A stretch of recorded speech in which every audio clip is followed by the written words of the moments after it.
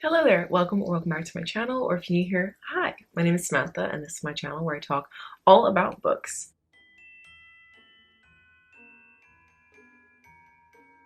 Anyway, today I'm coming to you with my December TBR, so we're going to talk about all of the books that I'm planning to read in the month of December. Now, December is always a really busy month for me, so I don't know how much of this is actually going to get done, but I thought I would keep it kind of small. I'm going to put 5 books on this TBR, and hopefully I can actually read all of them before the end of the year, but we will see. We'll see if it actually happens. But yeah, it's going to be kind of a small TBR. I'm not doing any readathons or anything this month. I'm just going to be reading as much as I can before the end of the year and trying to read books that I will hopefully actually enjoy. Last month was not a good reading month. If you missed my wrap up, I'll link it up in the card, but yeah, it was pretty low. So yeah, I've got 5 books on this TBR, and then anything else I can read would be excellent, but we'll see how it goes. So yeah, let's just get into it. So the first book on my TBR is going to be Hollowpox: The Hunt for Morgan Crow by Jessica Townsend. This is the 3rd book in the Nevermore series. Originally this was the final book. It was going to be just a trilogy, and then she expanded it. So I'm interested to see how things wrap up in this one, and then if there's like a time jump or something in the next part, or if it is just a straight continuation. I'm not quite sure. But if you don't know what the Nevermore series is about, it is basically a middle grade series following our main character Morgan Crow, and she was basically born on this cursed day, and so she's destined to die on her 11th birthday. But just before the stroke of midnight on her 11th birthday, she's whisked away to this place called Nevermore by this man called Jupiter North, and she gets the opportunity to join this thing called the Wondrous Society. But in order to do so, she has to go through various trials and show off her special talent,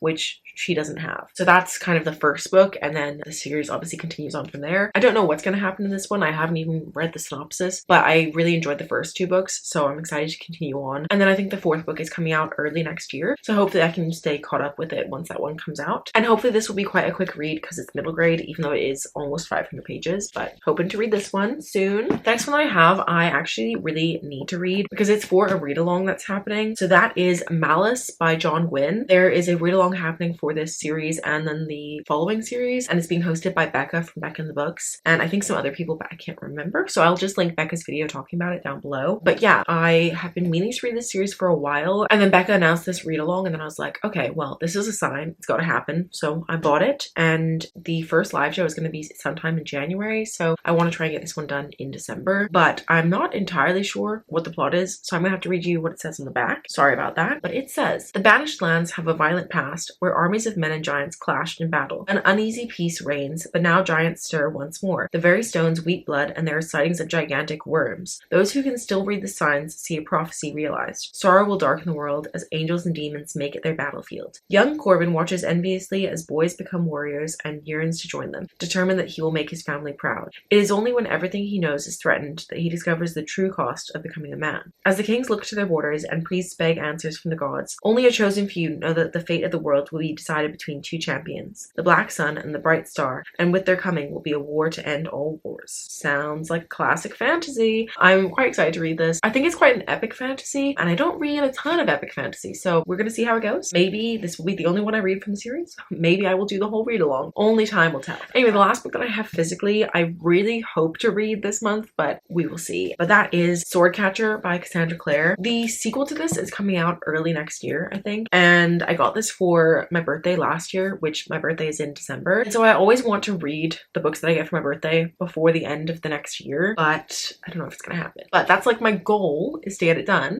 But we will see. I don't really remember what this one is about, beyond it being the first book in Cassandra Clare's first ever adult fantasy series, which I'm very excited about because I feel like I have a little bit of fatigue with the Shadowhunter universe. I'm not gonna lie. I'm still not caught up with the newest series, and I need to get caught up, but equally I'm like not that excited about it, which I think is not a great sign. From what I remember about the synopsis, it basically follows one of our main characters, Kel, and Kel is destined to be the sword catcher, which is basically like the protector of the prince or the king. So yeah, follows Kel, who is the prince's like bodyguard, and then it also follows our other character Lynn, who is a physician and part of a community ostracized for its rare magical abilities. And then there's a failed assassination attempt that brings her and Kel together, and then they're drawn into the web of the mysterious ragpicker king, the ruler of the criminal underworld, and I think they have to work together, and I think romance forms between them. You know, I've heard mixed things about this, but excited nonetheless. So hopefully I will get to this in this month. Although why on earth am I I putting all of these chunky books on the TBR? I don't know. I do not know. Anyway, speaking of chunky books, another one on the TBR is actually an ARC, which is coming out in February, and that is Rebel Witch by Kristen Cicerelli. This is the second and final book in the Crimson Moth duology, and I enjoyed the Crimson Moth. I gave it 3.5 stars, I think. I read it in October, and yeah, I had a good enough time with it. It was fun. Not my favorite thing I've ever read, but then I saw that the ARC was available on NetGalley, and I was very intrigued by the ending, so I requested it, got approved, and I'm actually currently reading it, and I'm about 20% of the way through, so I will definitely be finishing this in the month. If you don't know what the Crimson Moth is about, somehow, it is the same book as Heartless Hunter. I don't know why they have different names, but yeah, it's Heartless Hunter. It basically follows our main character, Rune, who is a witch, but she lives on an island where being a witch has been outlawed, and now there are witch hunters, and magic is completely forbidden. Any witches who are caught will be killed. And so by day, Rune masquerades as sort of an airhead socialite, but actually by night, she is the Crimson Moth, and she goes around and frees witches where she can. She decides that she wants to court the captain of the Blood Guard, who are the witch hunters, in order to gain intel, and he happens to be her best friend's older brother, and he also wants to court Rune because he thinks that she is the Crimson Moth. So they're both trying to get secrets out of each other, but in the meantime, maybe they catch some feelings. So yeah, it's quite complicated, and as I said, I'm currently reading this, and I'm quite enjoying it. It's, you know, it's got some plot holes, I think, but I'm having a good time. It's not going to be a favorite series, but it's fun. And it's coming out in February, so I want to try and get ahead because I've been requesting way too many ARCs, and they've all been approved. And so now I have like 5 ARCs already for next year, and that's not good. Speaking of ARCs for next year, the next book on the TBR is The Favorites by Lane Fargo. This is coming out in January, and I do have an ARC of this. I don't exactly remember what this is about beyond it being about figure skating, I believe. So let's see. Okay, so it says, to the world, they were a scandal, to each other, an obsession. She might not have a famous name, funding, or her family's support, but Katarina Shaw has always known that she was destined to become an Olympic skater. When she meets Heath Rocha? I don't know. A lonely kid stuck in the foster care system. Their instant connection makes them a formidable duo on the ice. Clinging to skating and each other to escape their turbulent lives, Kat and Heath go from childhood sweethearts to champion ice dancers, captivating the world with their scorching chemistry, rebellious style, and roller coaster relationship, until a shocking incident at the Olympic Games brings their partnership to a sudden end. As the 10-year anniversary of their final skate approaches, an unauthorized documentary reignites the public obsession with Shaw and Rocha,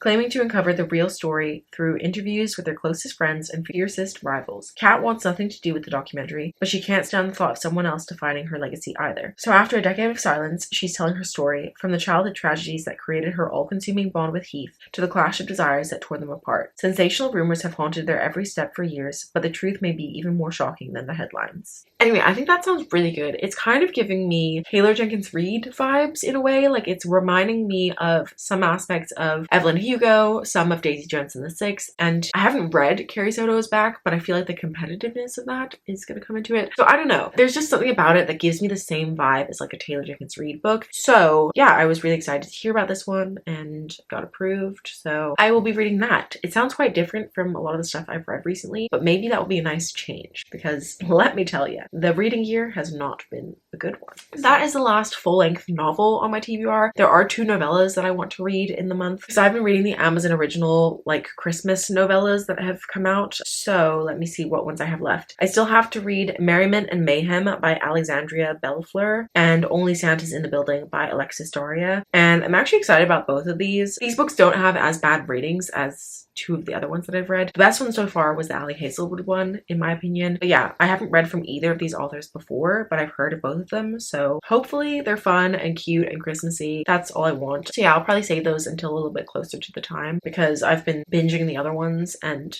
that's really stupid because while I'm filming this, it's November. So I would like to save these until closer to the time. But yeah, that is my ambitious TBR. 5 books and 2 novellas, which I snuck in there at the last minute. But yeah, please let me know what books you're planning to read before the end of the year. I would love to know. And if you've read any of the books that I talked about, let me know your thoughts. I would love to know. But yeah, that is all that I have. So thank you so much for watching. I hope you liked it. If you did, please give a thumbs up. If you're new here, feel free to subscribe down below. And if you made it all the way to the end, please leave me a sword emoji for sword catcher. But yeah, that's all I have. So I'll see you very soon with another video.